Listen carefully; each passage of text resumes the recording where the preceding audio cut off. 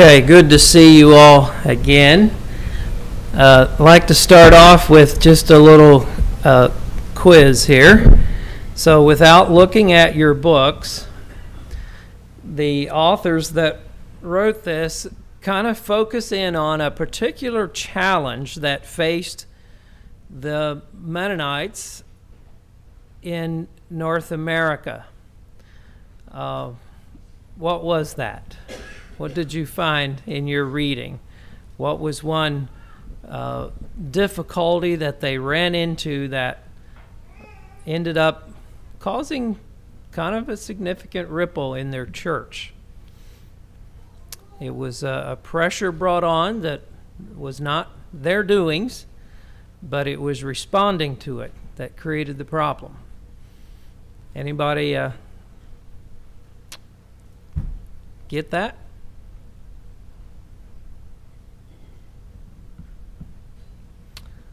Oh, yep. Cleet, you're about to say something. One of the things that they faced related to conscription in the Right. Okay. Very good. All right. Well, we're going to keep working on that and see if we can kind of to find that. So open your books there to 79. North American Beginnings. The lesson aim is to explore the opportunities and... Why did I do that?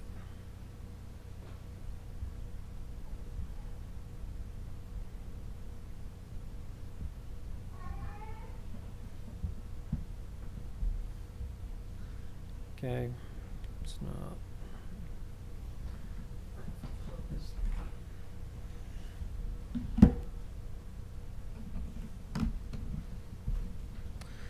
Okay, we'll go back to our book here. To explore the opportunities and challenges and struggles of the Anabaptists settling in the New World. Okay. I don't know why that's doing that. So some of the major issues was relating to freedom of religion, relating to other church groups, honoring civil authorities in time of political upheaval, and faithfulness in the face of societal scorn. So they came to the New World, and for really the first time on a wide scale, experienced complete religious freedom.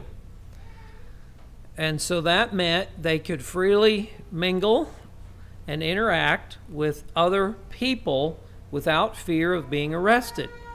And for kind of the first time, we're kind of on equal footing with them, could interact as neighbors just like we're used to today.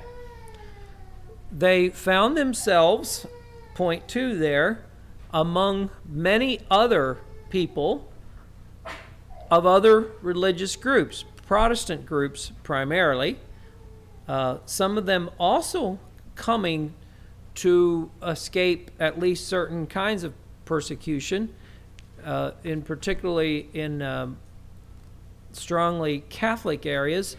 There was still pressure, and so some Protestant groups were coming as well, but many of them coming for economic opportunity. Life was difficult in Europe, and so they found themselves now living and mingling with all kinds of other Christian groups.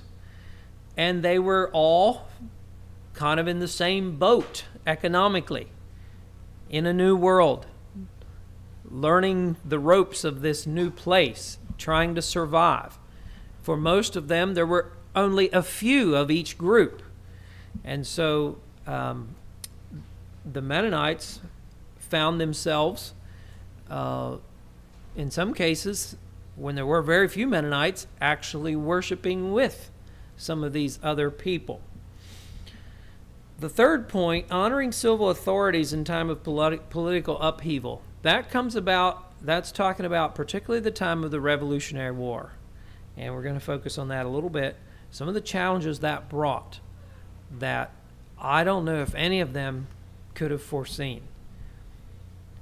And then finally, how to be faithful when the attitude of society turned against them. And again, that happened during the Revolutionary War, when suddenly they were very much opposed.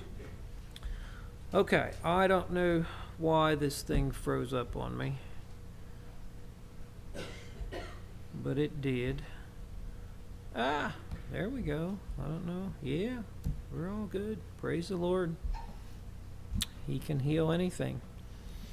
Okay, so I start there with the verse from Matthew. But when they persecute you in this city, flee ye into another. For verily I say unto you, you shall not have gone over the cities of Israel till the Son of Man be come. And that's what a lot of these people did. Now, we're going to be focusing on the Swiss Anabaptists because that's who we are. Almost all Amish and Mennonites, particularly those east of the Mississippi River, and those that have migrated from those groups, are Swiss in their background. So that's all of us, and probably practically every Amish or Mennonite that you know is of Swiss background. So we talked about the South German Anabaptists, primarily were the Hutterites.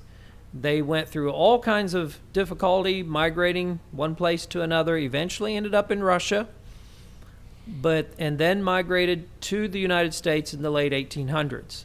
They live out in the Dakotas and southern parts of the western provinces of Canada. The Dutch Anabaptists, those in the Netherlands and Belgium, though they first of all moved to, where did I say 2 weeks ago? You could call it Prussia, which it was then, but today it's modern day. Okay, Ukraine eventually, but first of all, what other European country? Poland. So from the Netherlands, particularly those in the area of Friesland and Belgium, and remember I said the ones in Belgium were persecuted severely because the Catholics kept control of Belgium. And they basically completely eliminate, there are no Anabaptists, I don't think any were left. And so those that fled went to Poland, was then Prussia. But then when things, they got full there, plus there was military conscription pressure, and so they were invited to move to Russia. They moved to Russia, and then eventually many of them to the United States and Canada, Paraguay, other parts of South America, and Mexico. So that was 2 weeks ago's story. So now we're going back to the people most of us are descended from, the Swiss. Now we're kind of, right in that same time frame again. So in the 1650s and kind of on, the Swiss, the last martyr was in 1614, but they continued to put extreme pressure on the Anabaptists. They simply didn't fit in. They wouldn't join the state church. They wouldn't join the military. All things that were very important to the Swiss. They had to be one people, united people. And so there wasn't room for them. And so they just kept putting pressure on them. They would force them to leave, make them promise to never come back. They would take their farms and everything in some cases. They were especially harsh with the ministers, would arrest them, put them in prison. A few of them died from the mistreatment in prison. And they would force them to leave. And so for many of them, the pressure became great enough that they just moved. And so that's what I have up there on the screen. As the persecution persisted, most of them migrated either west in Switzerland, up high in the Jura Mountains, and that's the picture that you're seeing there. Extreme mountain slopes that no one else, very few people at least, lived on, and they cultivated some crops up there. It was cold, cooler temperatures, so you couldn't grow just very much, but they eked out a living there. Many of them became excellent weavers and managed to grow a fair amount of produce. I think potatoes did well for them. And so they survived. It was a very simple living, but they were surviving there. Others moved north into South Germany and into parts of France, the Alsace-Lorraine area of France or the Palatinate area of Germany. And so those of you that are of Wagler background, if you crack open your Wagler book and look at the history of the Waglers, you'll discover that Christian Wagler moved to Canada, and he immigrated from the Lorraine area of France. That's where they were living. The Waglers were living there. And many others of our ancestors, when they migrated to the New World, they were living in South Germany and France. So that's where we are going to pick up the story tonight. What was it like when they were in the Alsace and the Palatinate? They couldn't own land, so they were living on rented land. They became known as excellent farmers.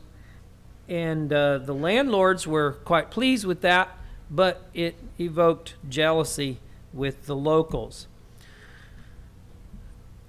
Most of them were farmers, but some had mills. And an example of Jacob Allman, who lived in that area, was a tailor. So here they were, living quietly. Some historians would say that's when we became known as the Stille in Landi, or the quiet of the land. Simply had been hounded around so long that we just settled down quietly and tried to survive. So they're farming, they're living here, having jobs. Why did they want to move? Well, this is the Palatinate area of Germany today. So why would there have been the desire to migrate to the New World? Well, their living arrangements were unstable. They were still technically illegal. The government did not really give them legal status. They were just there because you had wealthy landlords that wanted them and were basically protecting them and giving them a place to live. And so it was kind of a tolerated status, but technically not legal. And your book talks about some of that right there on the first page. Some of the things they talk about in the introduction was happening in Switzerland before they moved. But even as they moved into South Germany, they still faced some of these same problems. They could rarely own land, and they could at any time be forced to move. Sometimes land they bought or kind of sort of had a deed for, it was always with the arrangement that it could be bought back by the original owner at any time at the original price. And so it was an unstable kind of arrangement. You never knew when you were suddenly going to lose your land and need to move. And then there was the old familiar pressure to support the military that came from the French. And incidentally, supposedly, I think it's accurate, the Amish were living in this area, and the French military officers were famous for their mustaches.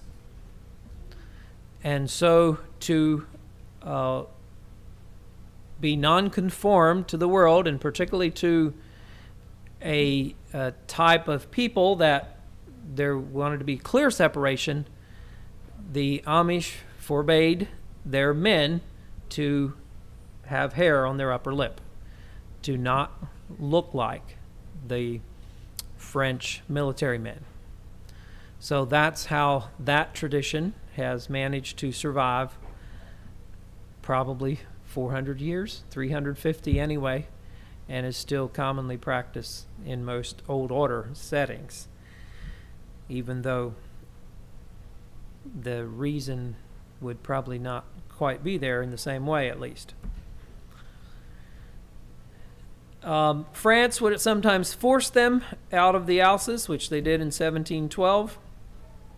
And during Napoleon's wars, nearly every Western European nation needed more soldiers, and so there was this pressure for them to be involved.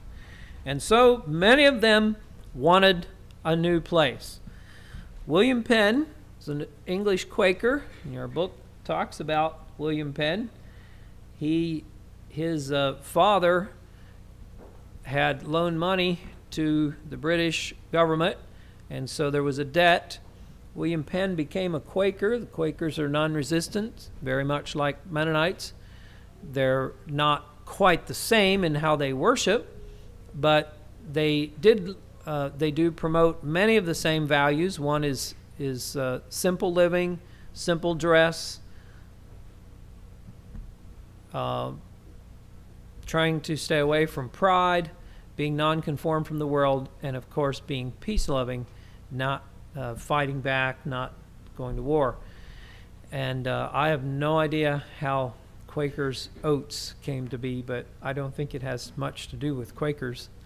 And so, but anyway, the big broad brim hat and the plain attire was characteristic of Quakers. So they weren't tolerated in England either, and were persecuted there, even though men of quite high standing were Quakers, such as son Penn, Thomas Penn's son William. I think his father was not too supportive of his religious choice. However, at his father's death, he made good on this debt and made an arrangement with the king to have the debt serviced by having a portion of land in the New World. And so William Penn sailed to the New World determined to create a colony where all Christian groups would be tolerated and there would be no persecution. He was determined that they would operate in love with one another, and they would not have a military. And so he set about to do just that. And that's what is known as, someone tell me, what was that called? Penn's approach to this was known as the two words. I don't know that it had ever been done before. And so it truly was a holy experiment, and that's what they called it. And so the capital of Pennsylvania the kind of the main city there was Philadelphia, the city of brotherly love. It's what philo in Greek means love. Philadelphia, city of brotherly love. And they set up government. The Quakers ran the government. They did something completely new. They decided to try to be friendly with the Lenape Indians and the Susquehanna Indians, and offered to buy their land and actually produce legal transactions and deeds of the land. Now, John Ruth talks about this extensively, and he feels like maybe not all was as good as we might like to think, because as hard as Penn's people tried to help these Indians understand that you're now selling this land, we're paying for it, it's now ours, not yours, they simply had no framework to understand deeds and ownership of land. It was just everyone's land, and you just shared it. And so this English concept, this European concept of owning it and it's ours and not yours, was very difficult for them.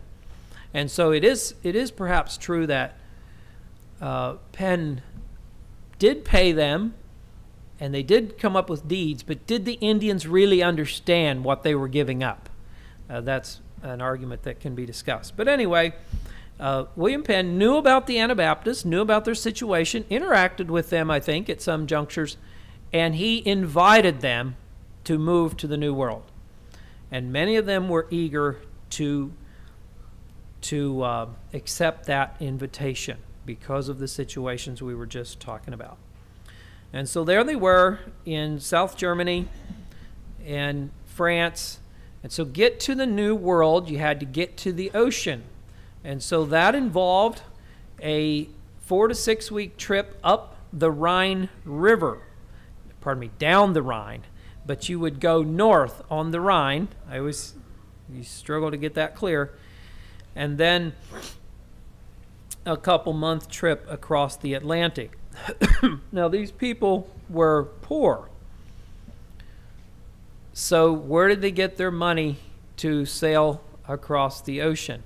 And the answer is from the Dutch Mennonites. Now, the Dutch, particularly the Flemish, that the Netherlands had given religious toleration many years prior to this, and the Dutch Mennonites flourished and became very wealthy. They got involved in shipping and really made quite a mark in that industry and became very wealthy. And so these Swiss people would come north to them and ask for help. And they were very generous in giving aid, even though at times it nearly overwhelmed them because there were so many, and these people who desired to immigrate didn't plan very well. They wouldn't even let them know, and they would just show up and needed help, many times with next to nothing, and were just wanting help. And so now you would need to board them somehow and find a place for these people.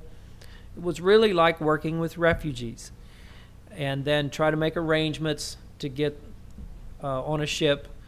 And in some cases, there was some plan made to pay back, I think, but yeah, the Dutch were very generous in paying and helping with the finances here.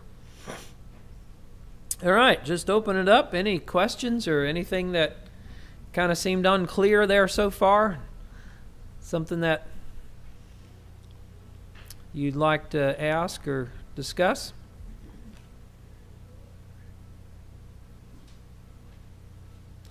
They have here that the sea crossing was at least 6 weeks, and somewhere along the line I came up with 2 or 3 months, so I don't know who's right.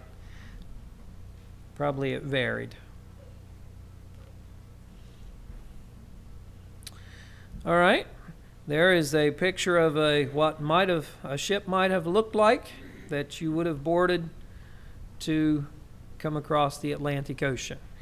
So notice that it seems quite full of people up there on the upper deck. Probably the conditions were crowded. Of course, these ship owners were no different than business people are today. This large vessel was a significant investment. Imagine owning a ship of this size today, what that would cost. Well, of course, it was a different number, but the idea was the same.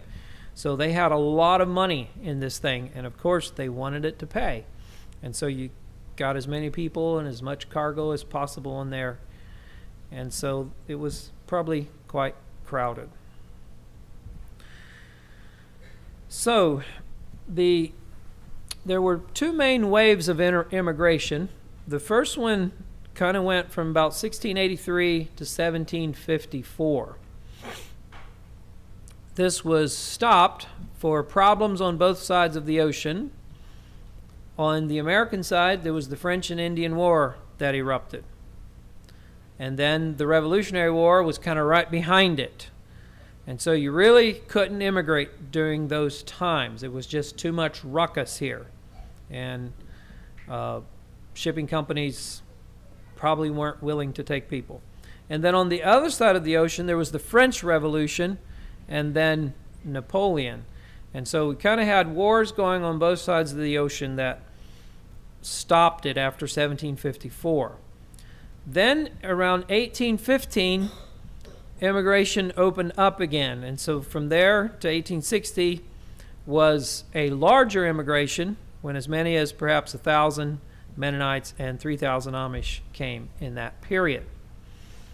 Now, does anyone want to guess when most of the people from the Daviess County Amish, which immigration we're a part of? What do you think?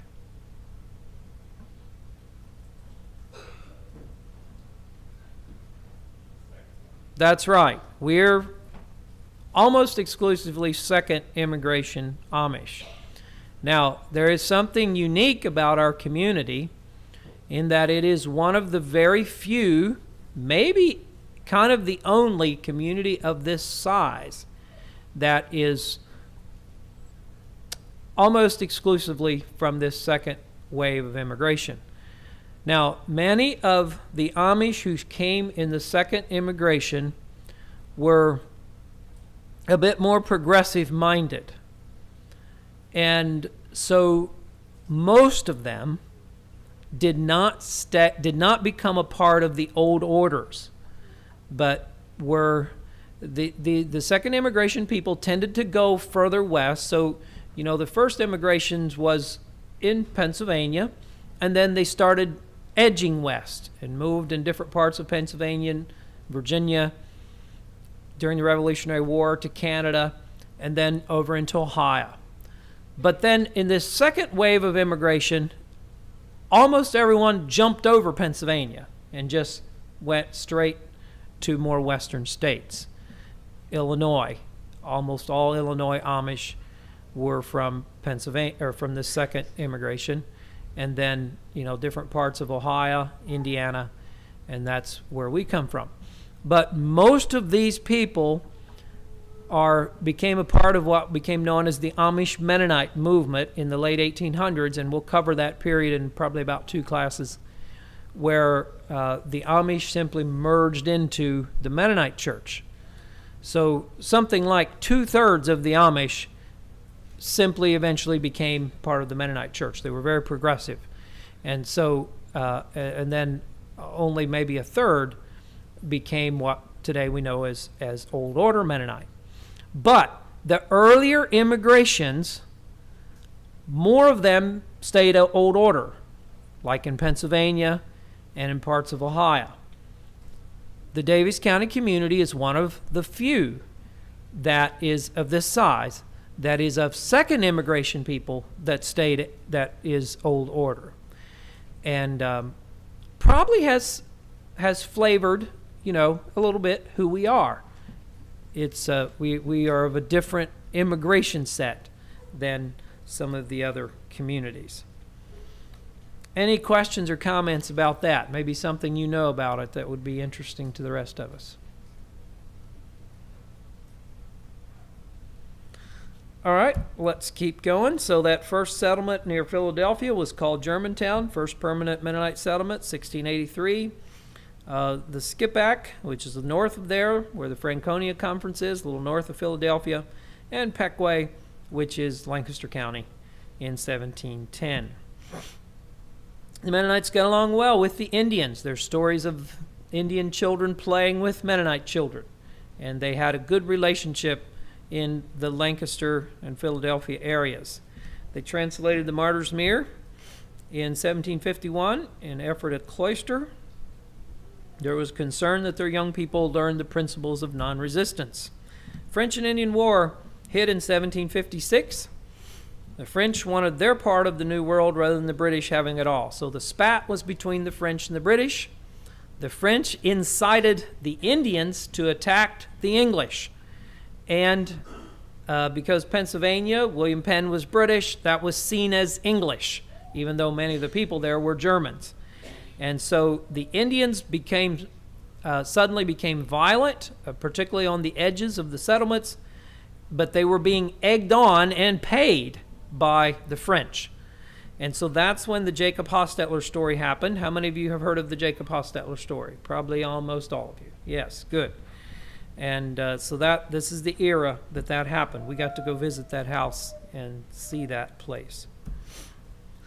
Here's what the Mennonites said. It is our fixed principle, rather than take up arms to defend our country, our king, our country, or ourselves, to suffer all that is dear to us to be rent from us, even life itself. And this we think not out of contempt to authority, but that herein we act agreeable to what we think is the mind and will of our Lord Jesus. Then the Revolutionary War came. So what caused the Revolutionary War? Well, the colonists said they were being taxed and they didn't have representation in government. In other words, tax laws were being formed and we didn't get to help make the laws. What that really amounted to was, we don't like our taxes. So Great Britain had fought the French and Indian War on behalf of the American colonies, and they won the war. They defeated the French, but the whole war was about the American colonies. And so they thought it was only fair that the people that lived in the colonies would help pay for the war. And so that's why they were taxing them. Seems kind of reasonable, doesn't it? But the colonists didn't like it. The colonies were paying lower taxes than other British colonies. Even residents from England were paying higher taxes than the colonies.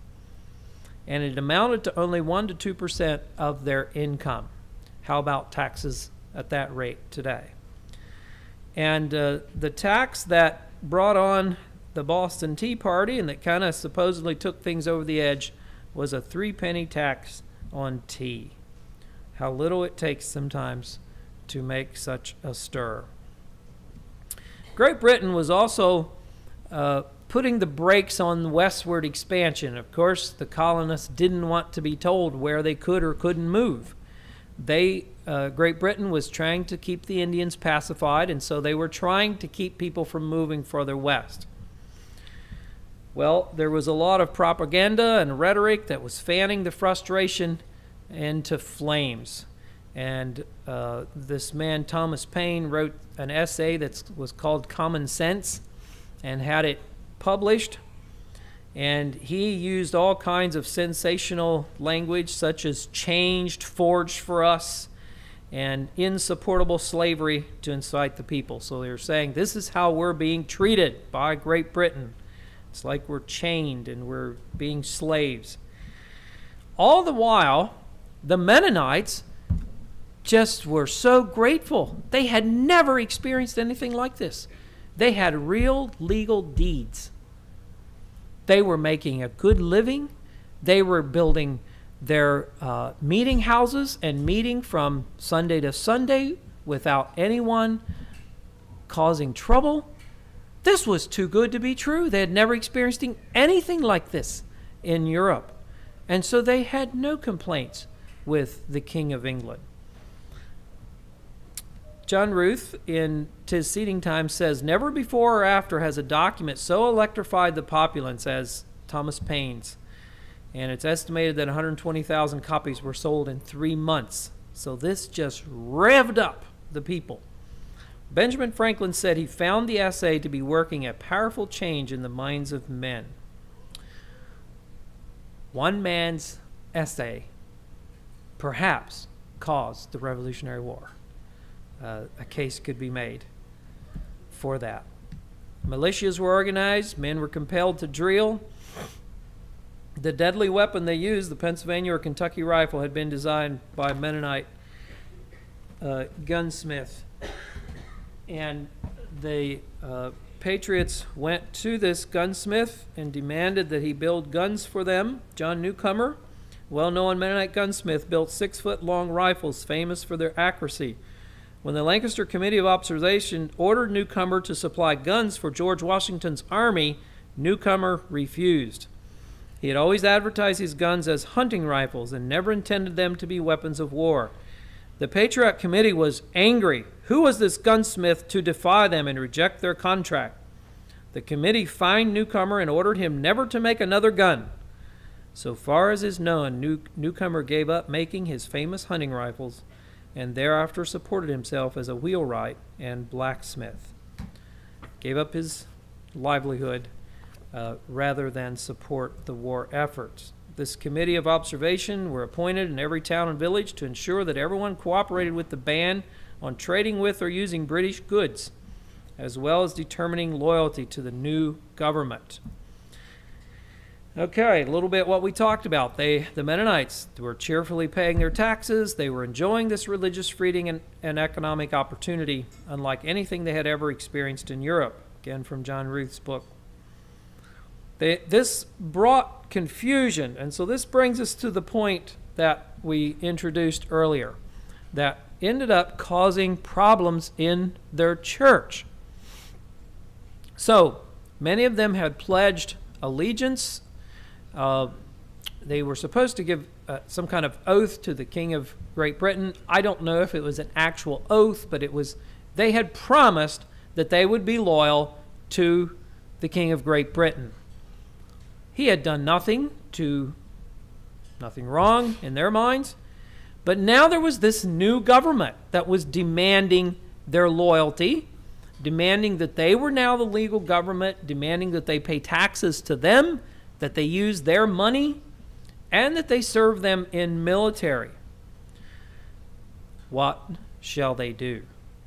They had promised to stay loyal to King George. How do you go back on that loyalty? And this new government, for all they could tell, was just a bunch of unruly upstarts that were trying to put in place an illegitimate government. Which king should you honor? Should you pay taxes to this new government? Are they a legitimate government? Should you use the new money? All questions that created difficulty. The Mennonites simply said, "We desire to be hurtful to none, but to be profitable and helpful to all people." General Washington really reproved Pennsylvania for their poor recruiting. One farmer, and this is the title of John Ruth's book, when he was asked why he wouldn't come join the military, he said, "'Twas seeding time." And there's a lot could be read into his statement. To him, why would he leave his duty or his calling to plant seeds into the earth God had created? Seeds that would bring forth life, that would feed his family, that he could sell to make a living for his family, that would be a blessing to people. Why would he leave that to go off and carry a rifle and shoot at his fellow human beings? It was seeding time. He couldn't leave. They were severely mistreated, ridiculed and shamed, sometimes caught and tarred and feathered. You'd heard that term. It was kind of a favorite way to make a public shame spectacle of people, pour melted tar over them and then dump a bunch of feathers and just make you look like an idiot. Their goods were confiscated in some cases, perhaps a dozen or so of them. This didn't happen widespread, but in some cases were sold at auctions. They sold everything to where they had basically nothing left and put husbands in prisons. In some cases, there were wives who had children, now no way to feed them, and their husbands were in prison, and everything had been sold, and so didn't even have a way to make food or to stay warm. I think I have a little bit. Yeah. One thing significant in the Revolutionary War in 1777, there was a battle fought near the Germantown Meeting House, Germantown near Philadelphia, and General Washington was in the American forces.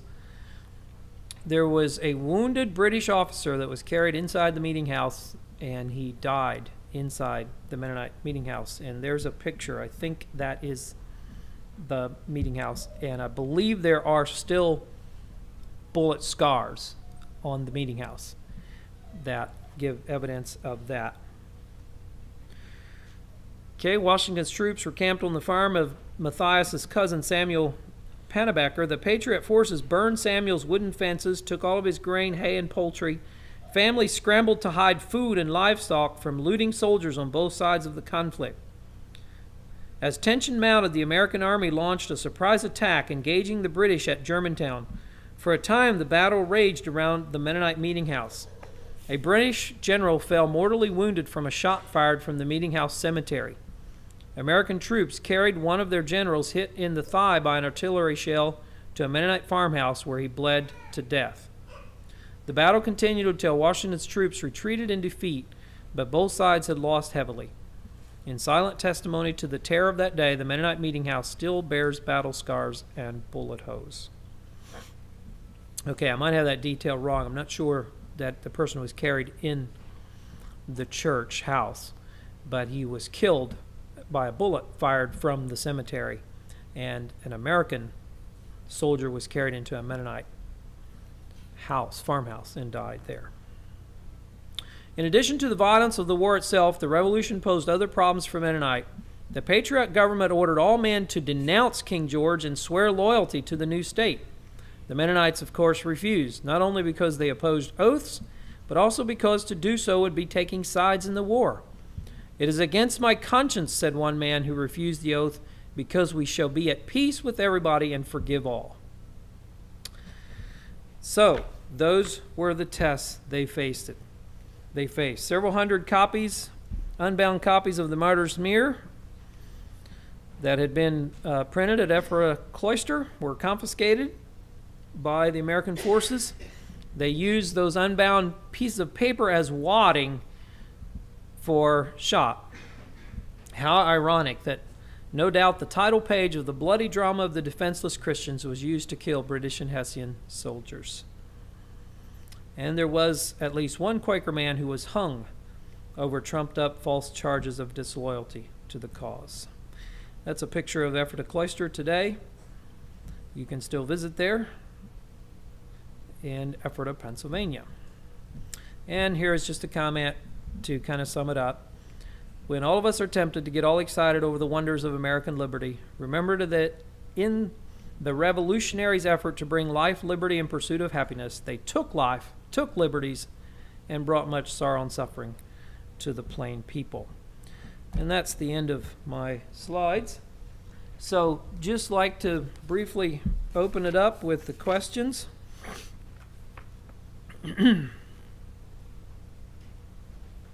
On page 87.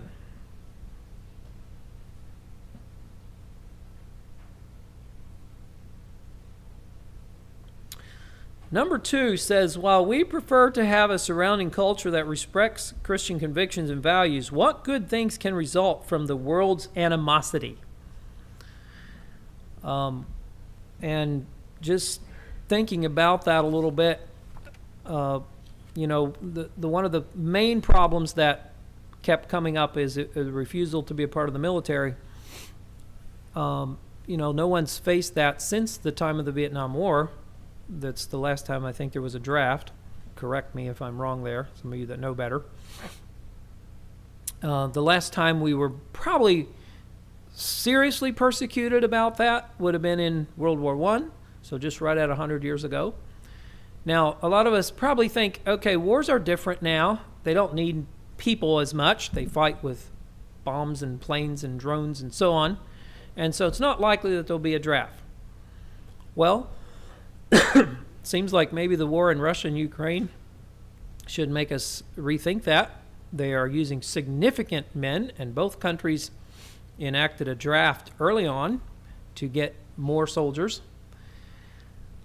I don't suppose it's very wise to think that when push came to shove, it would probably not take the United States government very long to reinstate the draft. And, down in our neighborhood in Comeback right now, along 100 East there's flags on just about every line pole. All the way down through Comeback, you turn east, and all the way up through, somebody went down through there and put flags. So it's very patriotic down in that neighborhood. And I was trying to imagine when I go through there, it gives me just a little shiver. I know these neighbors, many of them quite well, and we get along fine.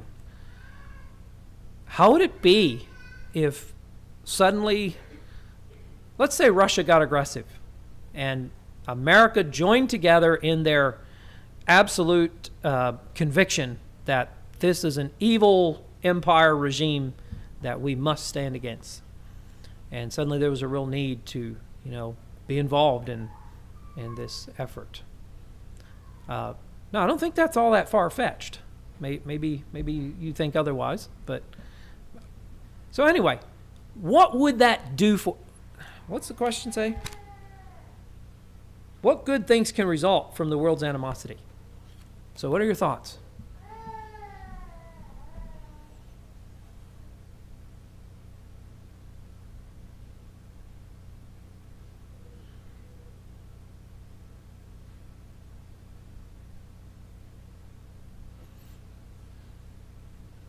Okay, nobody can think of any good thing that would come from that. So they got this question all wrong, I suppose.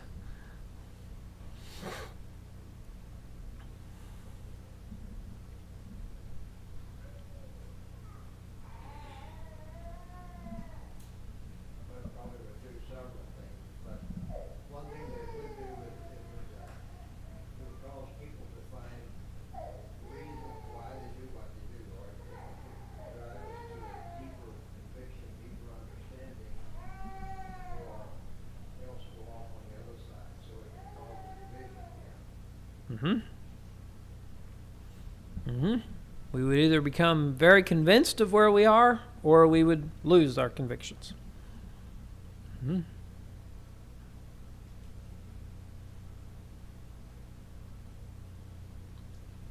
Do you think it would change anything about how we interact in our business with just, our day-to-day work?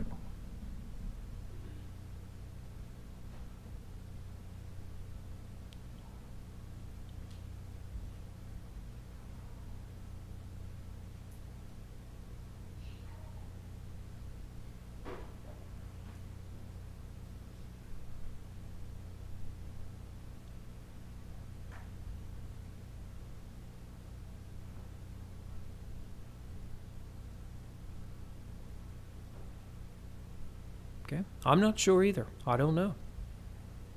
I'm not sure if, I'm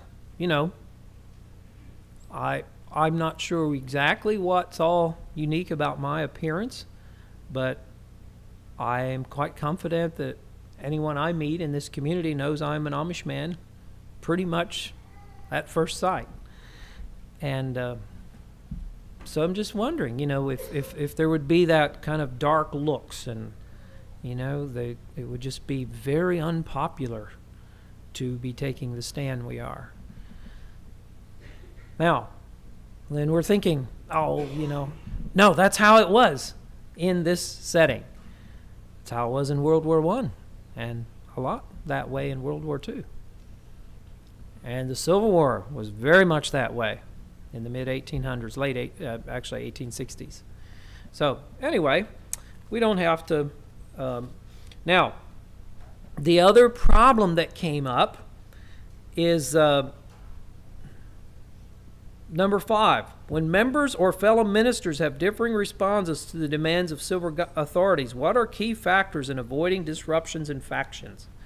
So what happened here, there was, and you can read about it, some of the ministers thought, well, maybe they should pay the taxes. And others thought that was clearly losing out if they would take such a move. And so, there became, people got suspicious of each other and where you stood on issues. Now, we all have the fresh remembrance of COVID. And just at minister's meeting, I visited with a man, and he was telling me about a Beachy church that split. And I was, he was just talking about it, and I said, so, what were the issues? Well, he said it was basically COVID and response to the different COVID rules. And I know some other churches. I know of a family, we were actually in a church that was having significant issues related to COVID things, having meetings at a church.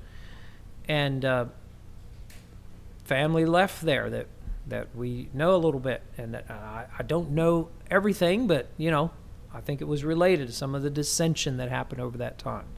So, what are key factors in avoiding disruptions in factions? Now, that's a bigger question than we can discuss, but does someone have something that you thought about or wrote down as you looked at that question?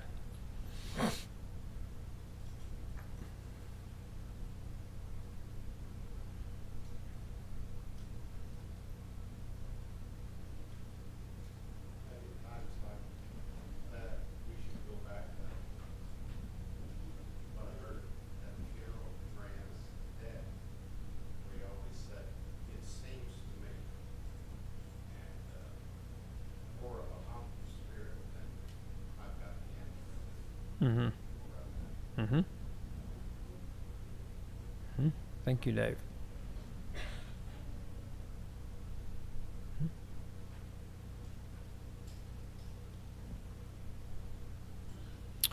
Okay.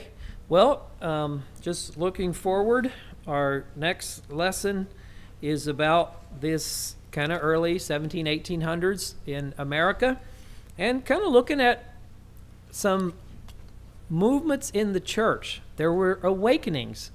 There was this thing of revivalism, and different spiritual waves, not that much different than today, that had long effects. So that's our next lesson. Then I think the lesson following kind of brings us up more to the late 1800s, early 1900s, and this thing of modernity and fundamentalism. So what was facing the world, the Christian world in this case, was modernity, which was spiritual, or was Christian liberalism, where there was a denial of Jesus' resurrection. What really was going on is education was overtaking religion in the 1800s and early 1900s, and lots of Christians were buckling to this, and so there was this movement called fundamentalism that arose, and this had a tremendous impact on Mennonites. For the most part, kind of sided with the fundamentalist side, and did so in some ways that countered their own Anabaptist background. So that's lesson 10. And then moving forward, there is lesson 11, talking about all the groups. Mennonites are in many groups, the conservatives and different Mennonite groups. What do we think of all this upheaval in new groups? And then finally kind of concluding with our Anabaptist world, our witness today in some of the last lessons. Okay, any announcements before we go home? All right, let's all stand for dismissal. Lauren Graber, would you have a dismissal prayer?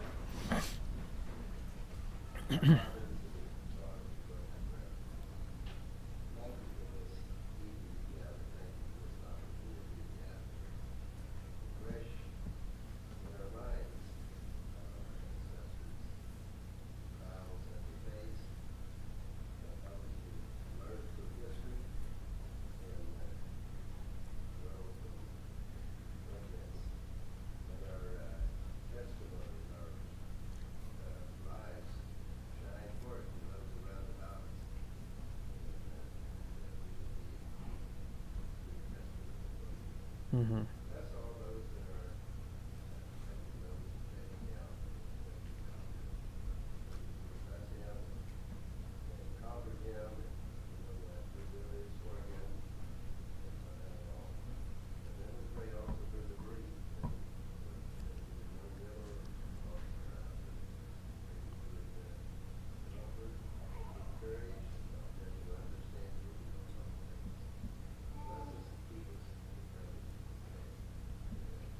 Amen.